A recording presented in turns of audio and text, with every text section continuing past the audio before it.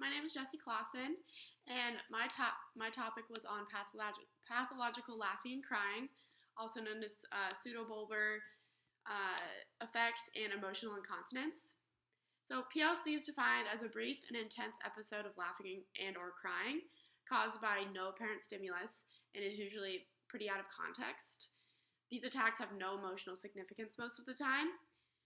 This means people experiencing these episodes don't have happy feelings when they laugh or sad feelings when they're crying. Their brain isn't controlling emotional expression like a normal brain would. A good example of this expressing emotion out of context was the example in the book of the man laughing at the funeral, or even the woman laughing so hard that she died. She cut off oxygen to her brain, pretty much, because she was laughing so uncontrollably. So many people with this disorder are often given a misdiagnosis of a mood disorder.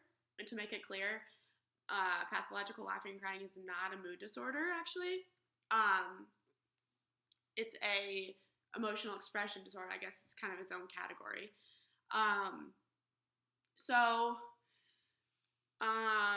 People are usually diagnosed with a bipolar disorder or depression, although obviously that's not what they have, so they're not being treated properly. So it's really important, and they've gotten better at it, to diagnose this properly. So it's linked to a lot of neurological conditions. It's kind of like a symptom, in a way, of these certain conditions, which include lateral sclerosis, Parkinson's disease, multiple sclerosis, Alzheimer's, tumors, brain injuries, stroke, nervous system tumors, and there's plenty more cases in which these people experienced PLC with these conditions. It's difficult to calculate the prevalence because many people don't actually go in for treatment because it's kind of like they're embarrassed or whatever, or they're misdiagnosed and they're not diagnosed with PLC when they should be diagnosed. But it's approximated that there's about 2 million people that suffer PLC incidences in the United States. Although this condition isn't really fully understood, the anatomy of it and where it's really taking full control, but it's thought and pretty known that it's affecting the corticopontine cerebellar circuits. It's just not processing information, and the output is obviously off as well. So these pathways require tuning modification for appropriate syncing of stimuli, so both from the external world and internal emotional states, and then into behavioral output.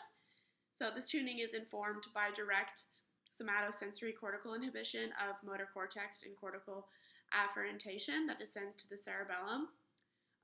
The information converges at the basis pontis, where it is then relayed to the cerebellum for integration. So, and then the cerebellum integrates this data and appropriately modifies the descending signals to the brainstem before there's an output, and it produces behavioral outputs consistent with the emotional responses in the stimulus that is causing them. So it's believed to result from obviously a dysfunction somewhere along here. It could be in the cerebellum, it could be in the brainstem, it could be in the basis pontis, where something isn't connected to something properly. There's some kind of dysfunction along there somewhere.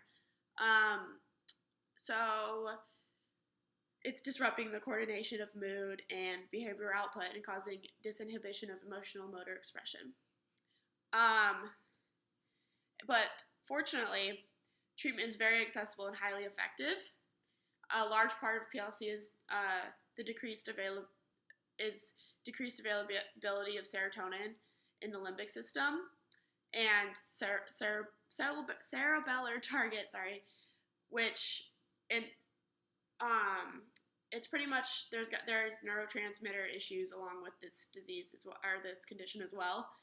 Serotonin levels seem to be unstable, so they're given selective serotonin reuptake inhibitors,